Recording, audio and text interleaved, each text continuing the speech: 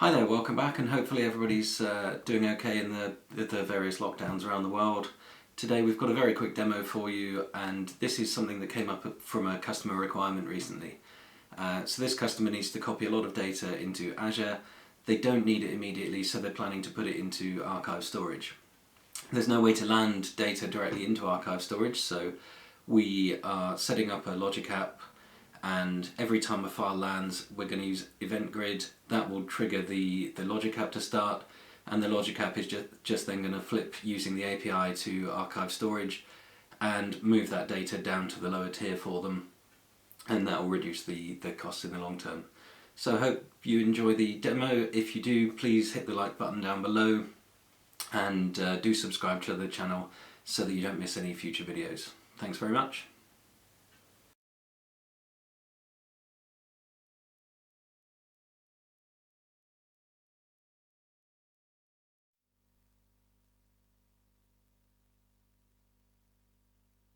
So for this project we're going to need first to create a storage account, so log on to the portal, do a search for storage account, and then click create. So we'll start off by creating a resource group called archive. This is going to be where we put the logic app and the storage. Choose a storage account name, and for this we're going to use hot storage with local redundancy. We need to use hot because cool has a minimum of 30-day use on it, so you'll get charged for 30 days for the data that you put there, even if you delete it. So that's something to be aware of. Archive has a similar requirement, so if you delete something immediately from archive, you'll still get charged for quite a lot of usage there. So next we're going to create a logic app. Again, just do a search and click on create. And here we're just going to take the defaults and put it into that same archive resource group. Give the logic app a name. Here I'm calling it archive blob. And check the location is the same as the storage account. And click on create. So once those are created, we're going to go to the storage account and create a container. So in here, click on the plus container, and we're going to call it incoming. This is just where we're going to scan for new files, that sort of thing. The name doesn't really matter. It's the event grid is going to work based on the storage account anyway. So next, go into logic apps and then scroll down and create a blank logic app. And in here we're going to search for event grid and use the event grid trigger. So the reason we're not using the blob trigger is the blob trigger doesn't work with hierarchical storage, so it only checks for new blobs within the root of the container.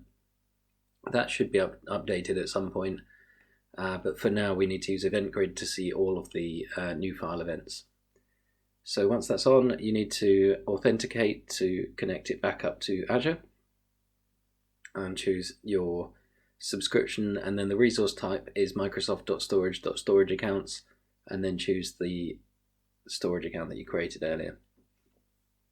And for the event type that we're looking for, we're just looking for blob created. So then we're going to save that, and then we're going to run it. And once we've run it, it then requires us to actually drop something into blob so that we see that trigger. So I've opened the storage account in another tab. I'm going to go into that container and just upload a file. So it doesn't really matter what file it is at this point, we're just looking to trigger it to get the output. So here I'm going to go to my pictures and just upload the Microsoft logo. And once that's uploaded, we should then see a trigger. So you can see the access tier is hot, which is inferred from the storage account. So over here, this is now the post-run view. You can see the green tick to say that was successful. And we're going to copy the body. This is the response that was sent from the API call. So we're going to paste that in and then go back to the designer. So putting that in Notepad just so that we don't lose it. So next we need a pass JSON task. this is to take that body and split it out into variables, because we only actually need the URL that comes from that variable.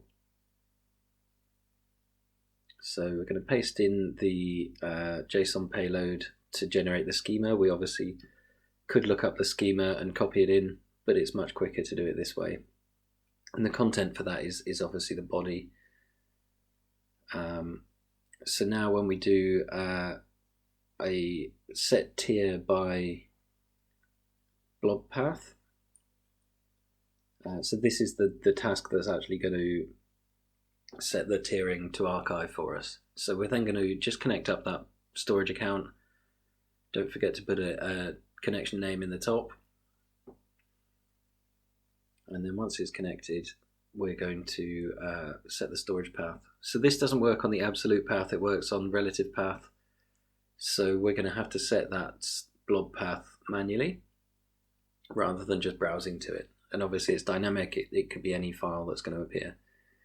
So click on add dynamic content, and it's a string function that we're going to use. So expand out to see substring, and then go back to dynamic content, and we're just going to scroll down and choose the URL variable that came out of that past JSON.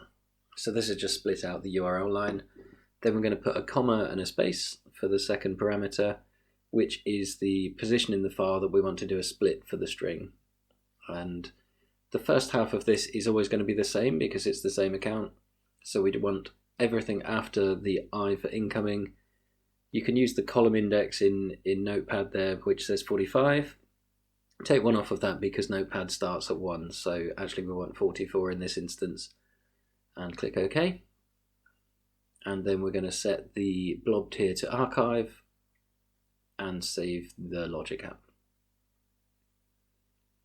So that's the logic app complete, very quick thing to achieve. Then we're going to click run.